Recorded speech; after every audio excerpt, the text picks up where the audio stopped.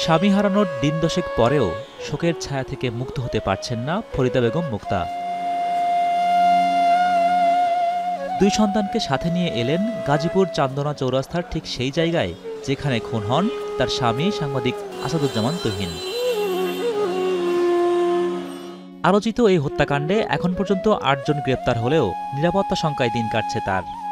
আশঙ্কা তো অবশ্যই আছে, ওরা যদি জামিনে ছাড়া পায় আমাদের তো বেঁচে রাখবে না, আমাদের একবারে আমাদের পরিবারটা নিঃস্ব করে ফেলবে, সবাইকে শেষ করে ফেলবে। বিচার নিয়ে চাওয়া যে দ্রুত ওদের ফাঁসি হোক, এটুকুই চাই আমরা, দ্রুত যাদের ফাঁসি হয়ে যায় তাহলে আমরা একটু নিশ্চিত থাকবো। চান্দনা চৌরাস্তার মতোই গাজীপুরের টঙ্গী স্টেশন রোড, টঙ্গী উড়াল সড়ক, কোনাবাড়ি ও জয়দেবপুর এলাকা এখন অপরাধের হটস্পট। এসব এলাকায় চলতি বছরের জানুয়ারি থেকে জুলাই পর্যন্ত খুন হয়েছেন ৪৩ জন।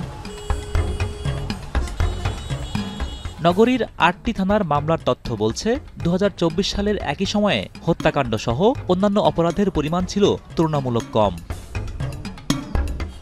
এসব কারণে সন্ধ্যার পর নিতান্ত জরুরি না হলে ঘর থেকে বের হতে চাইছেন না নগরবাসী।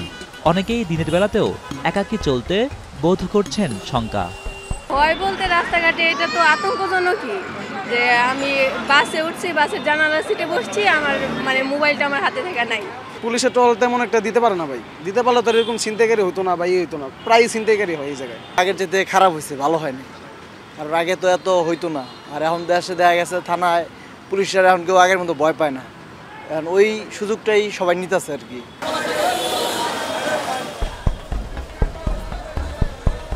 গাজীপুর নগরীতে অপরাধের অনুঘটক হিসেবে রাজনৈতিক অসহিষ্ণুতা এবং বন্ধ হয়ে যাওয়া শতাধিক গার্মেন্টসের বেকার শ্রমিকদের দুষলেন জিএমপির উপপুলিশ কমিশনার। সেই সাথে আইন শৃঙ্খলা নিয়ন্ত্রণে নানা উদ্যোগের কথাও তুলে ধরলেন তিনি। আসলে অপরাধীকে কিন্তু আমরা অপরাধী হিসাবেই কিন্তু দেখতে চাই, তাদের কোনো দলীয় পরিচয় কিন্তু পুলিশের কাছে কখনোই মুখ্য হয়ে দাঁড়ায় না। কিন্তু এরপরেও কিছু বিষয় থাকে, যেরকম আপনার বর্তমান যে পরিস্থিতিতে অনেক শিল্প কারখানা বন্ধ হয়ে গেছে আপনারা জানেন, এর ফলে কিন্তু অনেক লোক বেকার হয়ে গেছে। এই বেকারত্বের কারণেও কিন্তু আমাদের কাছে মনে হয়েছে যে অনেক অপরাধ বৃদ্ধি পেয়েছে।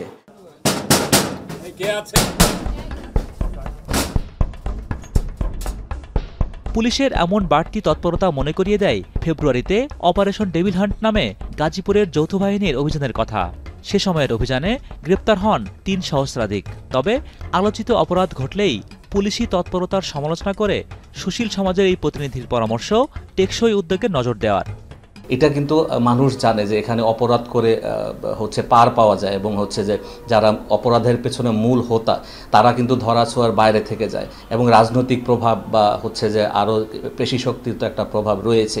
এই ব্যাপারগুলো নিয়ে আমরা মনোসামাজিক যে আমাদের কাজগুলো করা দরকার মানুষের জন্য সচেতন করার জন্য, এবং আইন শৃঙ্খলা পরিস্থিতিকে সত্যিকার অর্থে মানুষের জন্য কল্যাণকর করার জন্য যে উদ্যোগগুলো গ্রহণ করা দরকার সেগুলো কিন্তু নেওয়া হচ্ছে না, বা বলতে গেলে হয়নি। গাজীপুর মহানগরের প্রতি ৬,০০০ নাগরিকের জন্য কেবল একজন পুলিশ সদস্য থাকায় হতাশা আছে নগরবাসীরও। পুলিশের এত শত উদ্যোগের পরেও নিরাপত্তা নিয়ে জনমনের শঙ্কা যেমন আছে, তেমনি আছে নিরাপদ জীবনের প্রতি তীব্র বাসনাও। আর তাই তো গাজীপুরের শহর বন্দর থেকে শুরু করে অলিগলি সবখানে একটাই প্রশ্ন, যার চলে যাবে তারই কি শুধু বিচ্ছেদের যন্ত্রণা? হোসেন জাহিদ, এখন গাজীপুর। সানবিট সব দিবে সামাল। সানবিট ম্যাজিক প্রেস ডিশওয়াশিং এর মাথা ঘোরানো সলিউশন।